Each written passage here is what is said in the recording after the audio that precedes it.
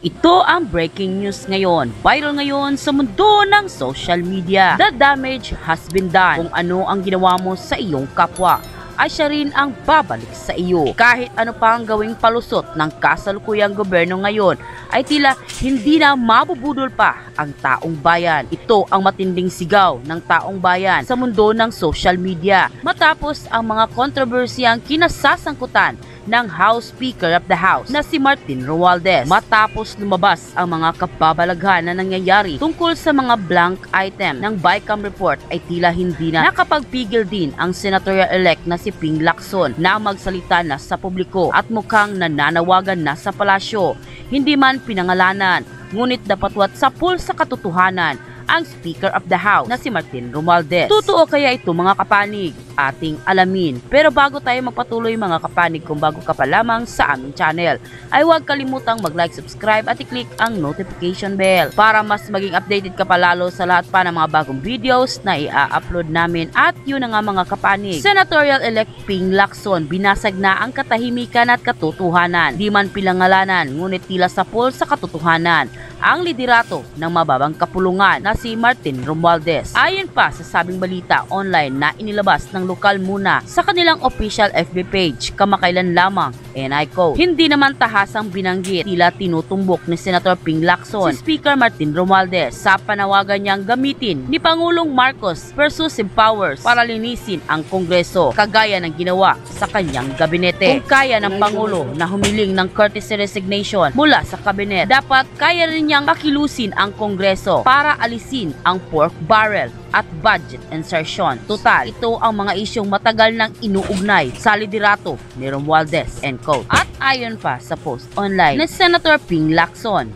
and I quote, palitan na si Speaker Romualdez. Higit sa hiling na courtesy resignation, maaari ring gamitin ng Pangulo ang kanyang persuasive powers sa Kongreso, lalo na sa mababang kapulungan, upang maalis insertion at pork barrel sa nalalapit na congressional deliberation ng 2026 national budget, end quote. Nang lumabas nga ang balitang ito, ay umani agad ng samut-saring komento mula sa marami sa ating mga kababayan, na kung saan ay marami nga sa kanila ngayon ang hindi napigilan ng kanilang sarili na maglabas ng hinaing at komento sa mundo ng social media. At ayon pa sa kanila, dapat talagang alisin na si Tamba Romualdez. Siya ang anay sa Kongreso. Tama yan, Senpeng. Dapat maging transparent lahat para umunlad ang ating bansa. Kawawa na tayo. Papalubog na ang bansa natin. Puro na utang.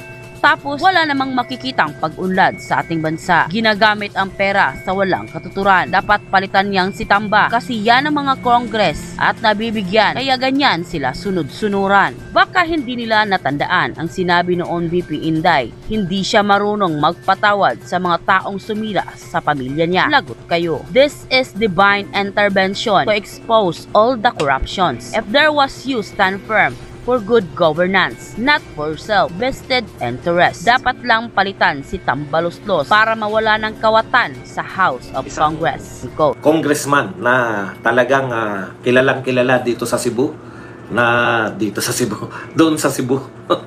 Kilalang kilala po sa Cebu na kaalyado nito ni Martin Romualdez, ay hindi po pumirma dito po sa manifesto na suporta kay Martin. Grabe po, no?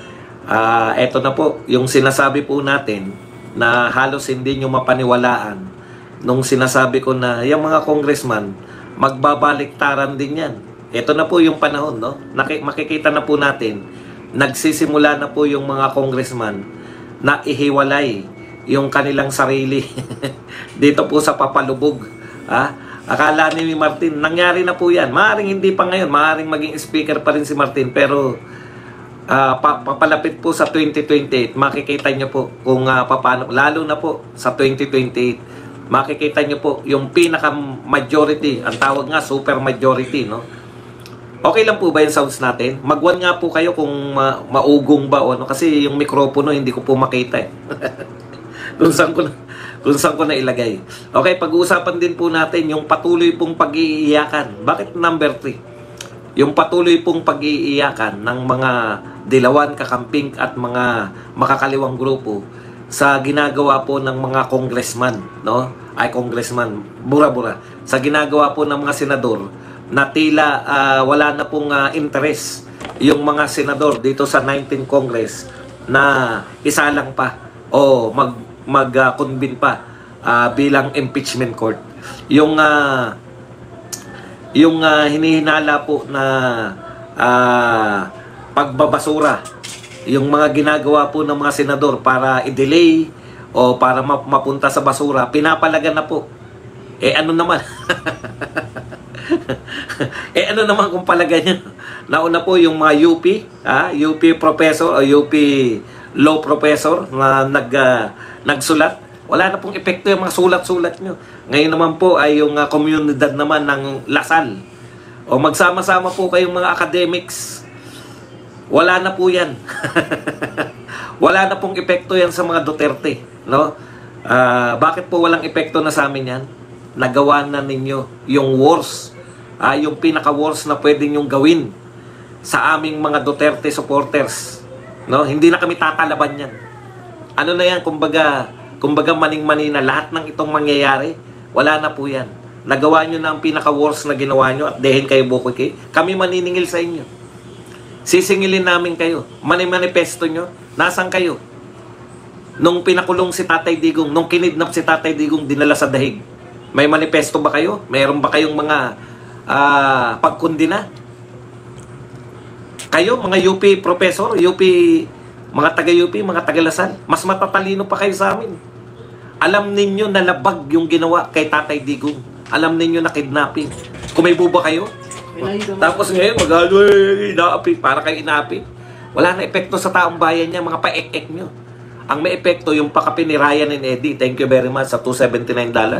Boss, pakapin lang back before bumalik sa work, 10 minutes na lang. Wala na yan. Mga simbahan, magano kayo, mananawagan kayo ng vigil. Nung tinatarantado si Tatay Digong, ang tagal na panahon, nakikita natin, hihilahin ni Tore, lahat. Wala na kayong may magagawa pa na makaka-apekto pa sa mga tao.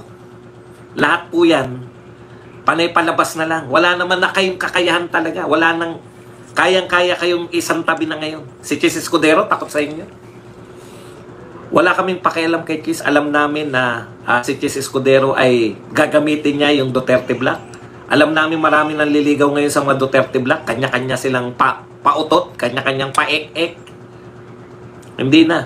Yung taong bayan, sawan-sawa na sa inyo. Kala nyo, EDSA kami, mag-EDSA kami. EDSAhin nyo mukha nyo. Sino kasama nyo? Kayo-kayo? Hindi nyo mapapantayan yung mga suporta. Hindi nyo mapapantayan yung mga suporta ng mamamayan sa mga Duterte. Yan po mga pag-uusapan natin. Hindi pa tayo nagsisimula pero gigil na tayo. Pero bago yan, kung bago ka pa lang dito sa ating channel, mag-subscribe ka na. Dahil ito lang ang tanging channel na may kinikilingan, may pinapanigan, una sa balita, huli sa impormasyon, kaya ano pang hinihintay nyo? Pindot na, okay. Ito po nakakagulat ang aga po magparamdam ng mga congressman. Ito po, kapapasok-pasok lang ng balita. Cebuano Solon refuses to sign manifesto to support Romualdez. Siyempre, tinignan ko muna, no? Teka muna, totoo ba to? Mayroong congressman na ayaw sumuporta, ayaw pumirma. Ayaw pumirma sa manifesto na sumusuporta kay Martin Romualdez. Meron na po, nagsimula na po. Just in. Kilalang-kilala po natin to. Deputy Speaker and Cebu 5th District Representative Vincent Franco Juc Castro is reportedly among the lawmakers who have declined to sign, no? Mga congressman po na ayaw na pong pumirma. Ayaw nang pumirma sa manifesto kay Martin Romualdez. Sa totoo lang po, alam na alam nila yung naganap, no? Yung pagiging